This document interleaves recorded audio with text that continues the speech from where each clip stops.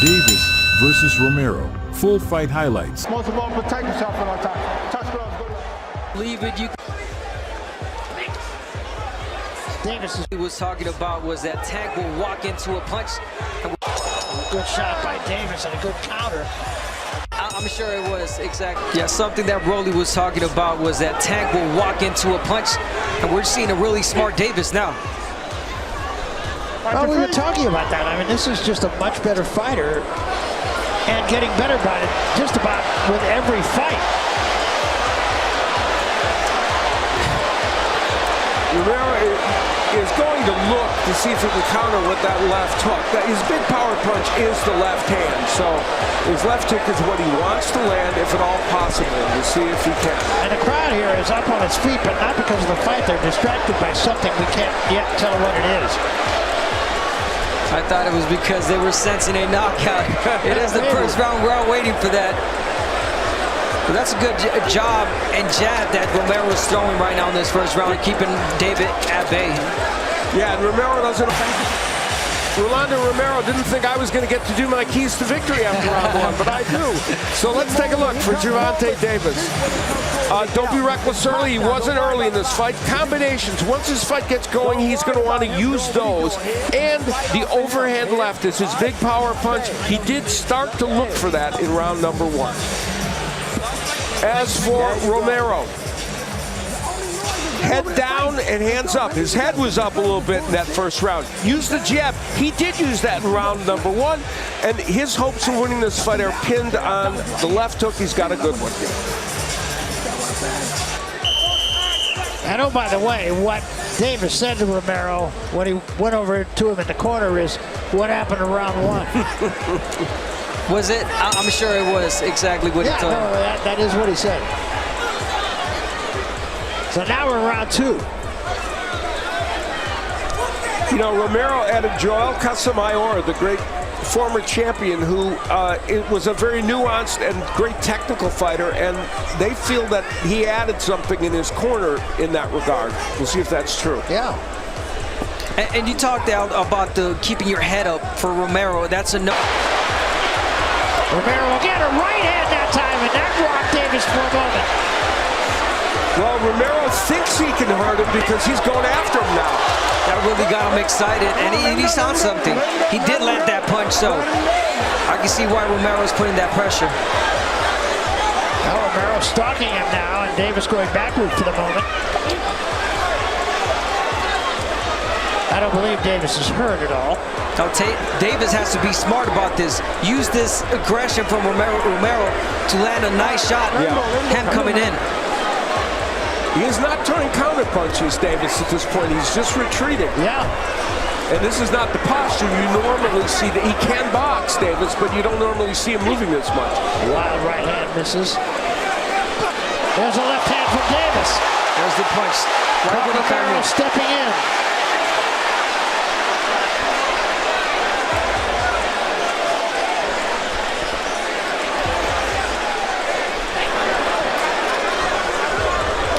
What Romero is doing in this fight is using his jab as a rangefinder and very effectively. Yeah. Another left hand from Davis, but it was partially caught by Romero. Action round.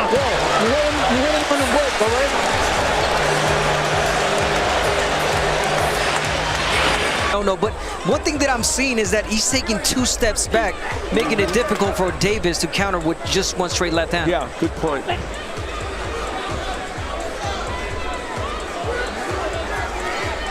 Gervonta Davis was clear with us. He said, it may take me a couple rounds to figure out his awkward style.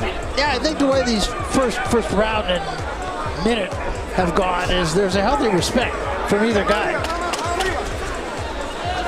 I think it's the power they both respect. Yeah. And you have to. You can't get careless, especially in the type of level of this magnitude fight.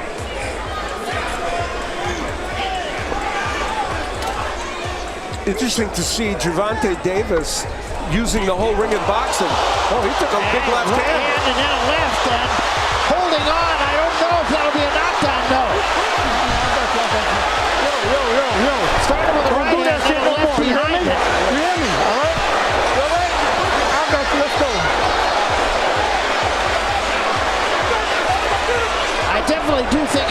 Davis's attention, though. It's a good left hand by Romero. Yeah. While it's true Romero's not the big underdog, they're still wondering. Yeah, and they each have already had a moment. Yeah, exactly. Yeah, that last round was a really good round for Romero.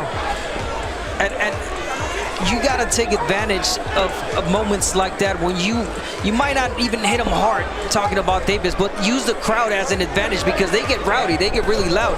So, you know, that might play with Davis' head, you know, that he might be doing something wrong. You know, this is, in his last fight, Romero fought a lefty, Anthony Yiggett, and so he felt that was good preparation for left-hander Davis. We talked about the jab that Romero's using, really effective. Combination from Romero, but nothing serious. Right hand was caught by the glove of Davis. This fight early on is looking to be the simple equation. The left hook of Davis, or of Romero, as he always used the jab as effectively as he might. Double right hand from Davis, no damage. Well, Romero has 52 seconds to see if he can make his prediction come true. Yes.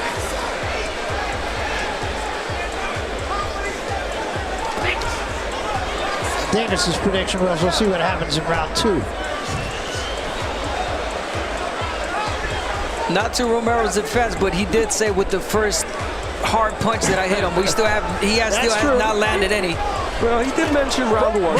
yes. Okay? But these are heavy punches, so you could expect in any given moment.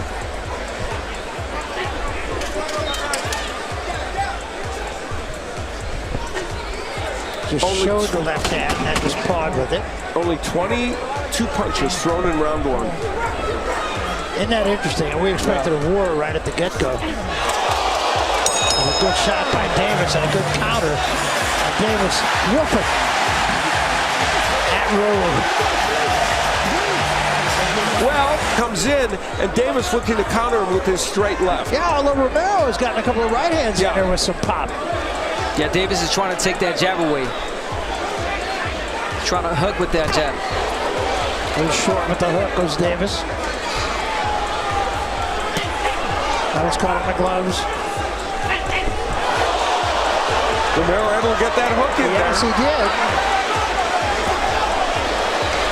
Yeah, the range of Romero right now may be the difference in this fight. Well, I remember last time out he fought, Davis fought Isaac Cruz, who's 5'3". Now he's in against a 5'7" fighter who does have range. Counter left hand from Davis. Well, there was a moment in that round, there would be a left hand. It was actually more of a jab than a hook. How much damage it did, I don't know, but and then that left hook, actually the second left hook landed kind of toward the back of Davis's head, which I think is what he might have been complaining to referee Field about. Then later on in the round, Davis himself would get the left hand in. Very nice left hand.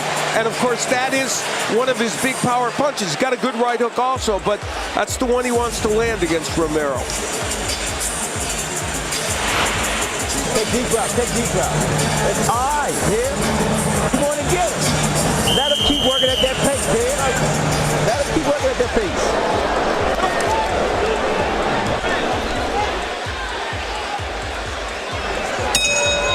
Now this is round 3 and the crowd already on its feet here.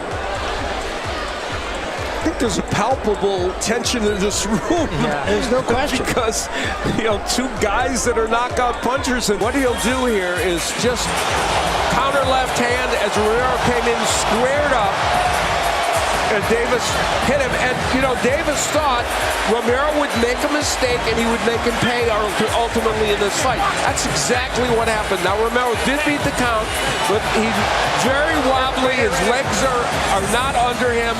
And Fields felt that and I think a big part of it was his legs, and they still aren't under him. And Fields thought, I can't let this fight go on. Davis. And all the frustration of all the give and take, the joy of Gervonta Davis demonstrated in that shot.